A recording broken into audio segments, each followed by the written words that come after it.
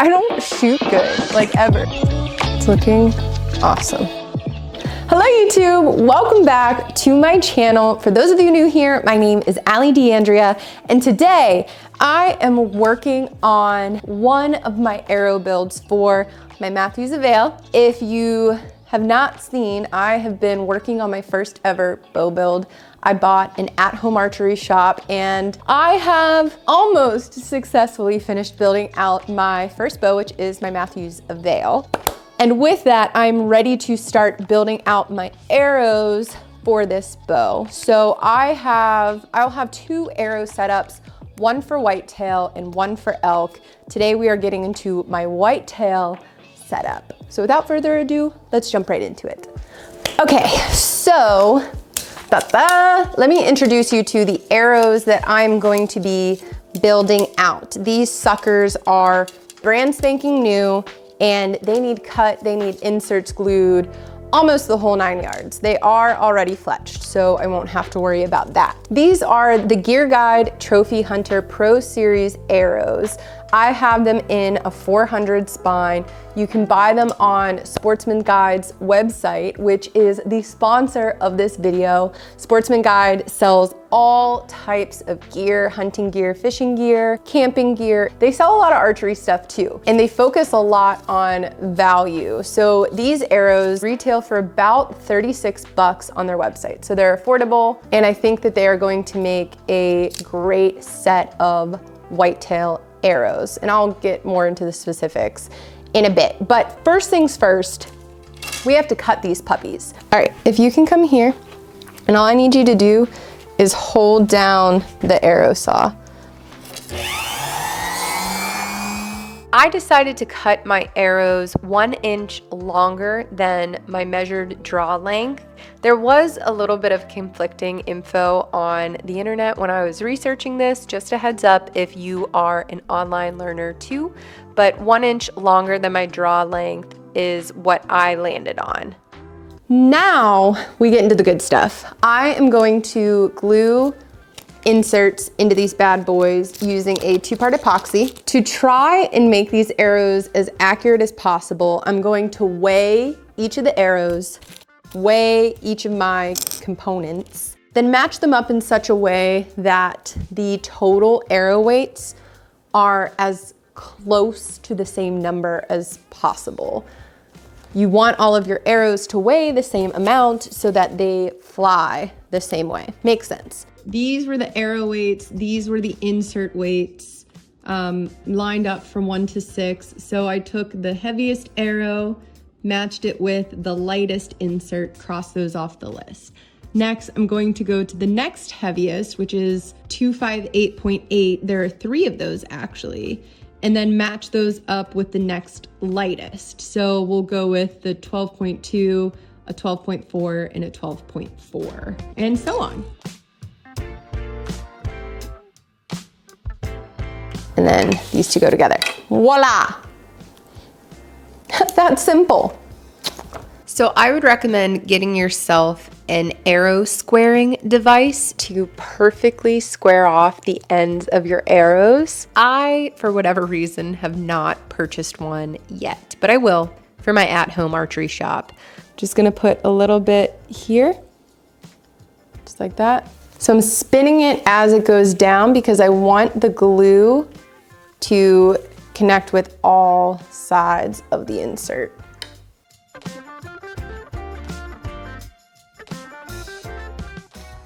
So now let's talk arrow build.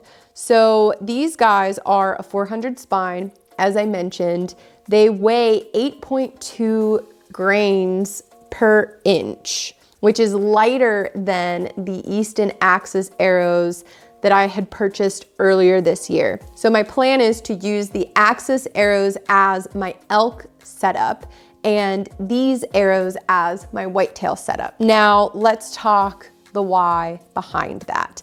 This arrow has a larger diameter. So larger diameter means more impact by the wind. So at farther distances, that can become more of an issue. But for a whitetail hunter, I'm not going to shoot farther than 40 yards at the max. Most of the time it's going to be 30 yards or less. So having a larger diameter is not a bad thing. As of right now, I'm going to start with shooting 100 grain field tips, but I am going to mess around with 125 to see how this arrow does. I think that it will be able to handle that heavier FOC better. And it is an overall light arrow, so it's going to fly fast, which is great. Here's the thing, at the end of the day, all of this stuff is extremely important. You want to pay attention to your arrow setup, especially your spine, to make sure that you're shooting the proper arrow for your bow. But you can get really lost in the weeds really fast if you consume yourself in this kind of talk. So it is fun and it is great to optimize, but it's not 100% necessary for every single archer to dive in this deep, if that makes sense. As long as you find something that works and is shooting straight and accurate, you'll probably be a-okay. But anyways, that is the new setup. So let's let these rest, and then we're gonna go outside for some target practice. The glue has set and the arrows are ready to be shot. I have a big bag target downrange as well as a beautiful foam deer. First things first is to find my 20-yard pin. So let's get to shooting.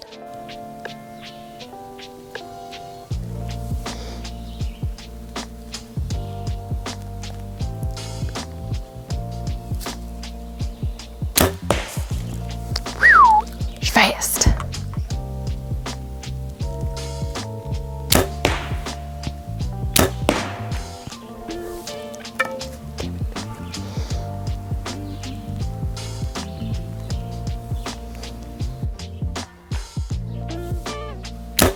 Ooh, I just kind of let that one go. Whew, let's go look. Woo-woo. All right. So, bottom one was arrow number 1. I don't know what happened there. That was just a weird one, but there is my group. I mean, you can see that there.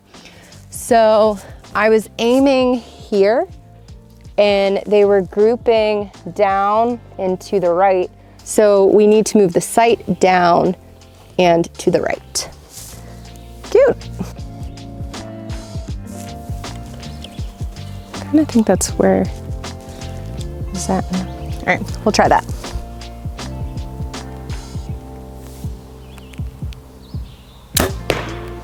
Ooh, close. The more that I draw the bow, the more I think that I could probably up the poundage a little bit. As I'm getting used to it now. Kind of let that one go because there was a bug on my head, but.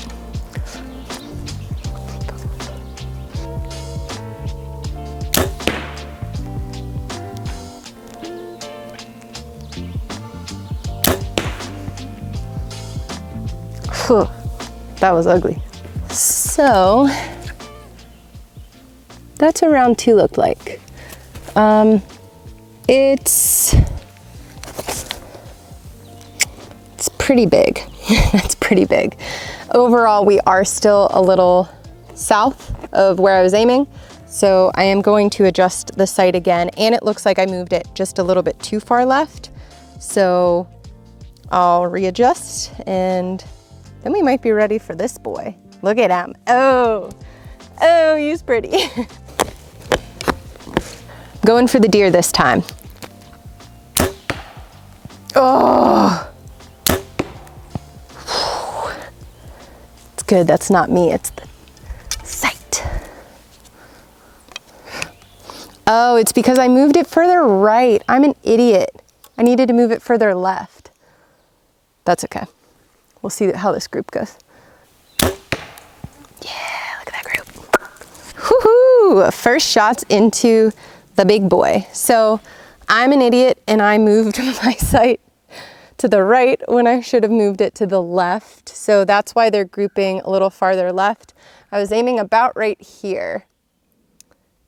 So this diagram is actually like upside down. I think this is the back of the deer. Maybe I need to spin him around. Let's see what this side looks like. Oh yeah, that's the side we need. See, deer quartering away. Cool. I flipped my boy around, so now the vitals are in the correct spot and I need to adjust my sight, and then we're good for another round. That was like exactly where I was aiming. So I am taking a little extra time with each shot because I don't have a kisser button, and because my D loop's longer, my anchor point's different than it used to be, and frankly, I'm just paying attention more, and I feel like I'm a little bit of a smarter archer than I was before I started working on my bow. So that's why I'm really, really, really taking my time. And you should always take your time, but this is like definitely a little bit of a learning experience.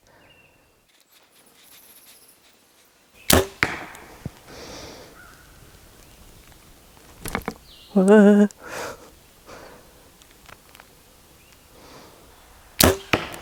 this one was the first one. I definitely feel like this one was a little bit off. These two felt really true, and this one was a little bit wonky because my bow almost collapsed after I drew, but instead of letting down and redrawing my bow like I should have, I just stuck with it. So I'm gonna kind of get these two, like not counting these two. These ones were like, this was really right where I was aiming. I was aiming for the heart.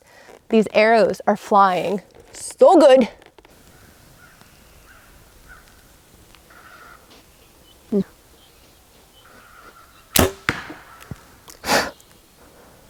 It's going where I'm putting it. Having a target that is in the shape of the animal that you will be hunting is so invaluable. I have struggled a lot with shot placement, and it's silly because in theory and in practice, you know where to shoot. But whenever you're actually hunting, it all kinds of just kind of turns into a big brown blob. Deer, elk, it all does for me, especially, and I think for new hunters, bow hunters, it's really applicable to anyone, but specifically bow hunters, it can be challenging to really know where to stick that arrow. So having a 3D target like this just helps prepare you for the actual situation. It's so great.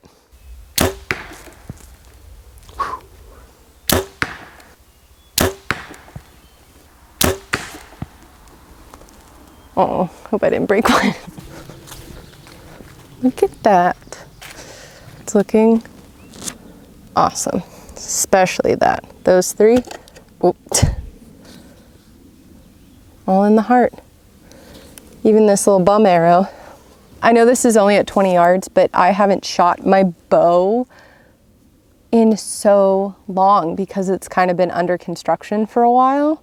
And this is really lame because I know, again, this is only at 20 yards, but I don't shoot good, like ever. Hi, baby. Hi. Nick just let her out. She was inside to be safe while we shoot the boat, huh, little girl? Anyway, I don't know. This is really, really freaking cool. I feel like I'm really on the right path with my archery journey, and I'm making a lot of progress. And I'm excited to get back farther and farther and farther and to keep practicing.